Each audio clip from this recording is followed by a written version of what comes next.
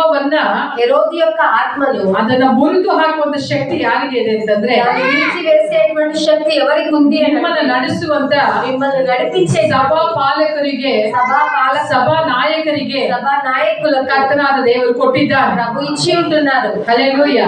నిన్న ನಾನು ಹೇಳಿದೆ, నిన్నటి రోజు నేను చెప్పిన్నాను, ಎಲ್ಲೋ ಇರೋರಿಗೆ ಲೆಟರ್ ಹಾಕೋದಲ್ಲ, ನೀವು ఎక్కడో ఉండే వారికి మీరు పత్రికలు రాసి పంపడం ನಿಮ್ಮ సభా ಪಾಲಕರು మీ యొక్క సంఘ ನಿಮ್ಮ ಕುರಿತಾಗಿ మీ గురించి ಕಾಳಜಿ ಉಳ್ಳವರಾಗಿರ್ತಾರೆ. ఆయన జాగ్రత్త కలిగి ఉంటారు. ಹಾಗಾಗಿ అందుని బట్టి ನಮಗೋಸ್ಕರವಾಗಿ ಪ್ರಾರ್ಥಿಸುವಂತ ವ್ಯಕ್ತಿಗಳನ್ನ మన కొరకు ప్రార్థించేటువంటి వ్యక్తులను ನಾವು ಯಾವತ್ತಿಗೂ ಕಳೆದುಕೊಳ್ಳಬಾರದು. మనం ఎప్పటికీ కూడా కోల్పోకూడదు. ಭದ್ರಾವತಿಗೆ 1000 ಜನ ಪಾಸ್ಟರ್ ಬರ್ತಾರೆ. భద్రావతికి 1000 మంది పాస్టర్ గారు వస్తూ ఉంటారు, ಬರ್ತಾ ಇರ್ತಾರೆ, ಹೋಗ್ತಾ ಇರ್ತಾರೆ, వస్తుంటారు, వెళ్తూ ఉంటారు. ಆಂಧ್ರ ಪಟ್ಟಣಕ್ಕೆ 1000 ಜನ ಪಾಸ್ಟರ್ಸ್ ಬರ್ತಾ ಇರ್ತಾರೆ. ఆంధ్ర ప్రాంతానికి 1000 మంది పాస్టర్లు వస్తూ ఉంటారు, ಬರ್ತಾರೆ, ಹೋಗ್ತಾ ಇರ್ತಾರೆ, వస్తారు, వెళ్ళిపోతారు. ಆದ್ರೆ ನಿಮ್ಮ ನಡೆಸುವಂತ ನಾಯಕ ಒಬ್ಬನೇ. అయితే మిమ్మల్ని నడిపించే నాయకుడు ఒక్కడే. ನಿಮಗಾಗಿ ಪ್ರಾರ್ಥಿಸುವಂತ ನಾಯಕ ಒಬ್ಬನೇ. మీ కొరకు ప్రార్థించే నాయకుడు ನಿಮ್ಮನ್ನ ಆತ್ಮದಲ್ಲಿ ನಡೆಸುವಂತ ನಾಯಕ ಒಬ್ಬನೇ. మిమ్మల్ని ఆత్మలో నడిపించే నాయకుడు ఒక్కడే. ಅವರು ಪ್ರಾರ್ಥಿಸುವಾಗ వారు ప్రార్థించిన ನಿಮ್ಮ ಕುಟುಂಬದಲ್ಲಿ ಇರುವಂತ మీ కుటుంబంలో ಎಲ್ಲ ಕಟ್ಟುಗಳು అన్ని ಪರಿಪೂರ್ಣವಾಗಿ పరిపూర్ణముగా ಬಿಡುಗಡೆ ಹೊಂದುವಂತದ್ದಾಗಿ విడుదల చెందేవిగా ఉంటాయి. ఆమేన్. హల్లెలూయా.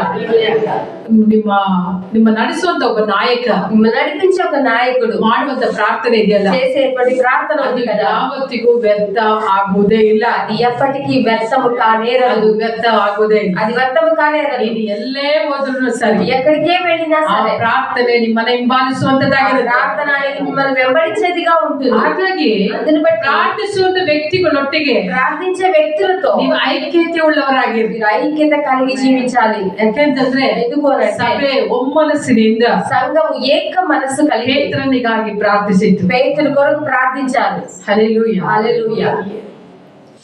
ಆ ಪ್ರಾರ್ಥನೆ ಮಾಡಿದಾಗ ఆ ప్రార్థన చేసిన తర్వాత ಸರಪಣಿಗಳು ಕಳಚಿ ಬಿದ್ದವು. ఆ సంఖ్యలన్నీ కూడా విప్పబడ్డాయి. ಯಾವಾಗ ఎప్పుడైతే ಸಭಾ ನಾಯಕನು ಪ್ರಾರ್ಥಿಸ್ತಾನೋ, సంఘ కాపరి ప్రార్థిస్తారో ಆಗ ನಿಮ್ಮ ಮೇಲಿರುವಂತ ಎಲ್ಲ ಬಂಧನಗಳು అప్పుడు మీ మీద ఉండబడిన ప్రతి ఒక్క బంధకం ಕಳಚಿ ಬಿಡುವಂತದ್ದಾಗಿರುತ್ತೆ. అది విప్పి పడివేయబడతాయి. ಅದು ಮಾತ್ರವಲ್ಲದೆ అది మాత్రమే ದೇವರ కాదు, ವಾಕ್ಯದಲ್ಲಿ ನೋಡ್ತೇವೆ, దేవుని వాక్యంలో మనం చూస్తూ ಅಲ್ಲಿ అక్కడ ದೇವದೂತರು ಸಹ దేవదూతలు కూడా ಪ್ರವೇಶಿಸಿದರೆ ಎಂಬುದಾಗಿ ప్రవేశించారు అని మనం చూస్తూ ఉన్నాం. ಹಲ್ಲೆಲೂಯಾ. హల్లెలూయా. ದೇವದೂತರು ಬರುವುದನ್ನ దేవదూతలు రావడం ನೀವು ನೋಡುವಂತವರಾಗಿರ್ತೀರಿ. మీరు చూసేవారుగా ನೀವು ఉంటారు. ಉಪಚರಿಸೋದನ್ನ ನೀವು ನೋಡುವಂತವರಾಗಿರ್ತೀರಿ. ఉపచరించేయడం మీరు చూడగలుగుతారు. అప్పుడు హల్లెలూయా. హల్లెలూయా. ನೋಡಿ, ಪ್ರಾರ್ಥಿಸುವಂತ ವ್ಯಕ್ತಿ, ప్రార్థించే ఒక వ్యక్తి ಆತನು ಬಹಳ ಅಮೂಲ್ಯನಾಗಿದ್ದ. ఆయన చాలా అమూల్యమైన వ్యక్తిగా ఉంటున్నారు. ಸಮುದ್ರದಲ್ಲಿರುವಂತ ಮುತ್ತು ಎಷ್ಟು ಬೆಲೆ ಉಳ್ಳದೋ, సముద్రంలో ఉండబడిన ముత్యం ఎంత విలువ కలిగిందో ಅದೇ ಪ್ರಕಾರವಾಗಿ అదే విధంగానే ಒಬ್ಬ ಸಭಾಪಾಲಕನ ಪ್ರಾರ್ಥನೆ ಇದೆಯಲ್ಲ, సంఘ కాపరి యొక్క ప్రార్థన ఉంది కదా, అది ಬಹಳ ಬೆಲೆ ಉಳ್ಳದ, చాలా విలువ కలిగిందిగా ఉంటున్నది.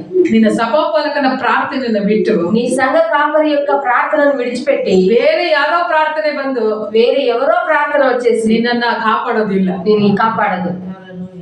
ನಿನ್ನ ಕುರಿತಾಗಿ నీ గురించి ಕಾಳಜಿ ಯಾರಿಗಿರುತ್ತೆ ಅಂತಂದ್ರೆ జాగ్రత్త ఎవరు కలిగి ఉంటారు అని ನಡೆಸುವಂತ ನಾಯಕನಿಗೆ ಮಾತ್ರ ಇರುತ್ತೆ. నిన్ను నడిపించే నాయకునికి మటుకే ఉంటుంది. హల్లెలూయా. హల్లెలూయా. ನೀನು ಎಲ್ಲೇ ಹೋದ್ರು నువ్వు ఎక్కడికే వెళ్ళినా ಅದು ನಿನ್ನನ್ನು ಕಾಪಾಡುವಂತದ್ದಾಗಿ, అది నిన్ను కాపాడేదిగా ఉంది. ನಿನ್ನ ಸಭಾಪಾಲಕ నీ సంఘ కాపరి ಈ ಲೋಕದಲ್ಲಿ ఈ లోకంలో ಇದ್ದು ఉండి ಮರಣ ಹೊಂದಿದರು. మరణం పొందినా కూడా ನಿನ್ನ ಸಭಾಪಾಲಕರು ಮಾಡಿದಂತ ಪ್ರಾರ್ಥನೆ నీ ಇದೆಯಲ್ಲ, సంఘ కాపరి చేసినటువంటి ప్రార్థన ఉంది కదా, ಅದು ಖಂಡಿತವಾಗಿ ನಾನು ಹೇಳ್ತೇನೆ, ఖచ్చితంగా నేను చెప్తున్నాను, ನಿಮ್ಮನ್ನ ಅದು ಹಿಂಬಾಲಿಸುವಂತದ್ದು. అది మిమ్మల్ని ఖచ్చితంగా వెంబడించేదిగా ಪ್ರಾರ್ಥನೆ ನೆರವೇರುವವರೆಗೂ, ఆ ప్రార్థన నెరవేర్చబడేంత వరకు ಖಂಡಿತವಾಗಿ ఖచ్చితంగా ನಿಮ್ಮನ್ನ ಆ ಪ್ರಾರ್ಥನೆ ఆ ಹಿಂಬಾಲಿಸುವಂತದ್ದಾಗಿ, ప్రార్థన మిమ్మల్ని ದೇವರ వెంబడించేదిగా ಉದ್ದೇಶ ನೆರವೇರುವವರೆಗೂ దేవుని యొక్క ఉద్దేశం నెరవేర్చబడేంత వరకు ಹಿಂಬಾಲಿಸುವಂತದ್ದಾಗಿ. అది మిమ్మల్ని వెంబడించేదిగా ఉంటుంది. హల్లెలూయా. హల్లెలూయా. ಹಾಗಾಗಿ అందుని బట్టే ನಾನು ಹೇಳುವಂತ ಮಾತೇನಂದ್ರೆ, నేను చెప్పేటువంటి మాట ఏమంటే, ಇಲ್ಲಿಂದ ಯಾರಿಗೂ ಲೆಟರ್ ಹಾಕ್ಬೇಡ್ರಿ. ఇక్కడ నుంచి ఎవరికో లెటర్ వేయకండి. ಯಾರೊಟ್ಟಿಗೆ ಐಕ್ಯತೆ ಉಳ್ಳವರಾಗಿದ್ದೀರೋ ఎవరితో ఐక్యత కలిగి మీరు ఉన్నారు ಅವರೊಟ್ಟಿಗೆ ನಂಬಿಗಸ್ತರಾಗಿದ್ದೀರಿ. వారితో నమ్మకస్తులుగా మీరు జీవించండి. హల్లెలూయా. హల్లెలూయా. ಆಗ ಕರ್ತನಾದ ದೇವರು అప్పుడు ప్రభువు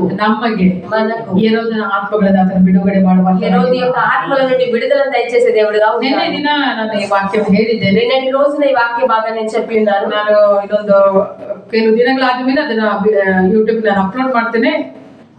ಬಾರದೇ ಇದ್ದವರು ಅದನ್ನ ನೋಡ್ಕೊಳ್ಬಹುದು.